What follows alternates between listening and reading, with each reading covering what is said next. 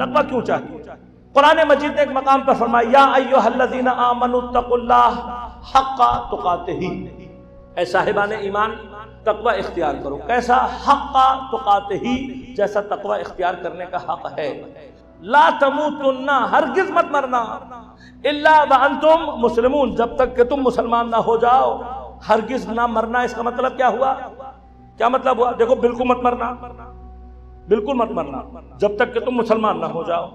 تو میں کہوں گا پروردگار موت اور حیات یہ خاص طور پر وہ دو چیزیں ہیں جو تو نے اپنے علاوہ کسی کو نہیں دی، کسی کے اختیار میں نہیں ہے. تو پروردگار جب تو نے موت کا اختیار مجھے دیا نہیں ہے تو یہ ولا تموتن کا مطلب کیا ہوا؟ کہ دیکھو ہرگز مت مرنا، مارنے کا اور زندہ رکھنے کا اختیار تیرے ہاتھ میں ہے. تو مجھے تو نہیں معلوم میں نے کب مرنا ہے، تو شاید وہاں سے آواز آئے الا وانتم مسلمون کا مطلب یہ نہیں ہے کہ تم موت کا انتظار کرو.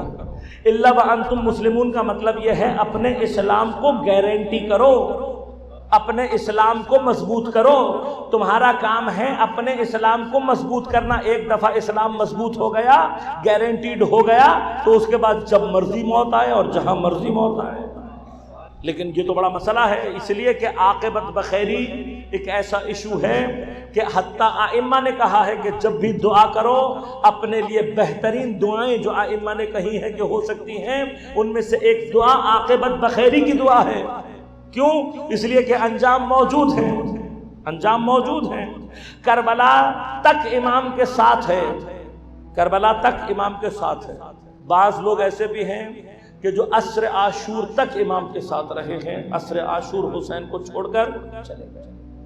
بدبختی ایسے بھی انسان کے پاس آتی ہے. دوسری طرف مثال ہے، رات تک پوری شب عاشور وہاں گزاری، صبح آیا کچھ گھنٹوں میں شہید ہوا، آج تک علیہ السلام ہے. تو عاقبت بخیری کا تو کمال یہ ہے ساری زندگی کی عبادتیں ختم ہو جائیں، اگر دی اینڈ میں فیل ہو جائے، وہاں ساری زندگی کی خطائیں اپنی جگہ، لیکن آخرت میں اگر پہنچ گیا، مرنے سے پہلے حق کو قبول کر لیا، تو کسی نہ کسی دن جنت پہنچ ضرور جائے گا. لہذا عاقبت بخیری کے لیے ائمہ نے کہا یہ ضروری دعاؤں میں سے ہے. اپنی عاقبت بخیری، اپنے بھائیوں کی، مومنوں کے لیے جو بہترین دعا مانگ سکتے ہیں ان میں سے کیا ہے؟ عاقبت بخیری. اب میں عاقبت بخیر کیسے ہو سکتا ہوں؟ قرآن نے مجھے فارمولہ دیا کہ یا ایھا الذین آمنوا اتقوا اللہ حق تقاتہ، اللہ کا تقوی ایسے اختیار کرو جیسا تقوی اختیار کرنے کا حق ہے. تو جب تم تقوی کو اس کے حق کے ساتھ اختیار کرو گے پھر تمہیں ڈرنے کی ضرورت نہیں ہے کہ تمہیں موت کب اور کہاں آئے گی. حق تقاتہ ہی کہاں سے لاؤں؟ تقوی کا حق کیا ہے؟ وہاں آیت کیا بتا رہی ہے؟ آیت کہہ رہی ہے انہا من تقوی القلوب، دلوں کا تقوی. اب اللہ کہتا ہے کہ قلب میں تقوی پہنچاؤ، کیونکہ اصل تقوی وہ ہے جو قلب میں ہے. جو ظاہر ہو رہا ہے ایسے تقوی کی ضرورت نہیں ہے. میں آپ کے سامنے تو متقی و پرہیزگار دکھائی دوں، گناہ سے بچتا ہوا دکھائی دوں، لیکن جب خلوت میں جاؤں اور گناہ انجام دوں تو وہ جو ظاہر میں دکھا رہا تھا وہ تقوی نہیں کہلاتا، وہ تقوی نہیں کہلاتا. کیونکہ اسی کو تو نفاق کہتے ہیں، اسی کو ریاکاری کہتے ہیں. وہ بھی گناہ ہے، یہ بھی گناہ ہے. یہ منافق ہے جو باہر کچھ ہے اندر کچھ ہے. لہذا اصل اور حقیقی تقوی وہ ہے جو قلب کا تقوی ہے. اب قرآن کی آیت کہہ رہی ہے کہ اگر حق تقاتہ ہی کی منزل پر پہنچ گئے تو اسلام گارنٹی، تمہارے اسلام کی گارنٹی ہو جائے گی. کب ہوگی؟ جب تم حق تقاتہ ہی کی منزل پر پہنچو گے. حق تقاتہ ہی کی منزل کون سی ہے؟ کہ جب تقوی اعضائے ظاہرہ میں نہ ہو، قلب کے اندر ہو. یہاں آیت کہہ رہی ہے شعائر کی تعظیم کرنا سیکھ لو، تمہارے قلب میں تقوی آ جائے گا. تو اب آپ کو سمجھ میں آیا امام حسین کا کمال کیا ہے. اتنے زبردست شعائر عطا کیے ہی اسی لیے ہیں کہ جو حسین کے در پر آئے متقی بن کر جائے. تو متقی بن کر نہیں جا رہا ہوگا، حسین کے در پر آ کر اپنے اسلام کی ضمانت لے کر جا رہا ہوگا. تو حسین کہتے ہی اسے ہیں جو اسلام کو بھی بچاتا ہے، مسلمانوں کو بھی بچاتا ہے. میرا مولا ہے ہی ایسا.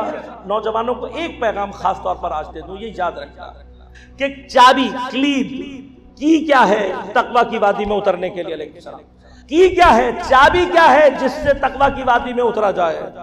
کیا ہے؟ میں اتنی عبادتیں کروں، اتنی میں محنتیں کروں، اس کے باوجود بھی تقویٰ میرے پاس سے نہ ہو کر گزرے، کیوں ہمارے اندر تقویٰ کے آثار ہیں؟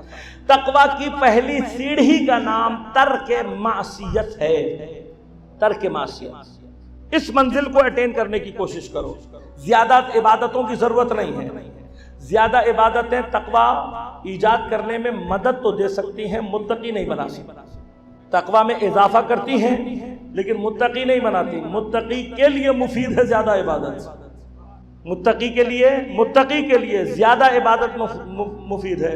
گناہگار کے لیے زیادہ عبادت بعض اوقات نقصان دہ ہو جاتی ہے۔ اب آپ اچانک سے ایسے دیکھتے ہیں جیسے میں نے پتہ نہیں کیا کہہ دیا۔ مثال سے آپ کو سمجھا دوں، تھوڑی سی مثال سے دیکھیے، کچھ غذائیں ہیں مخصوص ہوتی ہیں پہلوانوں سے، معلوم ہے نا آپ کو یہ بات؟ پہلوان کچھ خاص غذائیں کھاتے ہیں۔ ہمارے جیسا عام آدمی جو ایکسرسائز نہیں کرتا، اگر وہ غذائیں کھا لے تو کیا ہوتا ہے؟ متوجہ ہوگا نا کیا ہوتا ہے؟ زیادہ عبادتیں عبادتوں کے پہلوان کے لیے ہیں، زیادہ عبادتیں عبادتوں کے پہلوان کے لیے ہیں۔ وہ جس نے ابھی جم میں داخلہ لیا ہے، ابھی تازہ جس نے جم میں داخلہ لیا ہے، اگر وہ کھائے گا تو پیٹ، اور تاریخ میں ایسے بہت سارے ہیں۔ زیادہ عبادتیں جو ابھی اس منزل پر نہیں پہنچا اس کے لیے نہیں ہیں۔ آپ اپنی زندگی میں اصول بنانا چاہتے ہیں، میں اصول بتا دیتا ہوں۔ 1 سال تک صرف اول وقت نماز، صرف اول وقت نماز، تسبیح اور ایک دعا امام زمانہ، بس اتنی سی۔ لیکن 1 سال کا مطلب یہ کہ سال میں اول وقت نماز ایک بھی نہ جائے، ایک بھی۔ اول وقت کا مطلب کیا ہے؟ کہ جس وقت اذان کا حقیقی وقت ہو، اب مصلی پر ہو، بس 1 سال کر کے دیکھ لو، آثار خود بخود ظاہر ہو جائے۔ لیکن اس 1 سال میں اس ایک نماز کے ساتھ کیا کرنا ہے؟ حرام کوئی انجام نہیں دینا، حرام انجام۔ خدا کی قسم کھا کے، ممبر کی قسم کھا رہا ہوں، اس پہ بیٹھ کر ترک معصیت کا 1 سال گزار دو۔ اگر عرفان کی آنکھیں کھلنا نہ شروع ہوئی تو آ کر کے سب سے مشکل منزل ترک معصیت۔ لہذا سب سے زیادہ کوشش کیا کرنی ہے؟ ترک معصیت۔ اور ایک بات اور بھی کہتا چلو، اب یاد یہ بھی سن لو، امام کے لیے جو بہترین ہدیہ دیا جا سکتا ہے وہ کسی گناہ کے ترک کرنے کا وعدہ ہے۔ اپنے زمانے کے امام کو خوش کرنا چاہتے ہو، آج امام کی مجلس سے یہ وعدہ کر کے اٹھو، مولا یہ گناہ آپ کی خاطر، حضرت عباس کی خاطر ترک کر کے اٹھا۔ وعدہ کر کے اٹھو کہ حضرت عباس کی خاطر یہ گناہ، مولا آپ کی خاطر، اپنے زمانے کے امام کو ہدیہ دینے کے لیے یہ گناہ ترک کر کے اٹھوں گا، نہیں کروں گا حضرت عباس۔ 1 سال کے بعد دیکھنا اسی فرض پر آؤ گے، خود تمہیں پتہ لگے گا کہ کیا آثار ہیں ترک گناہ کے۔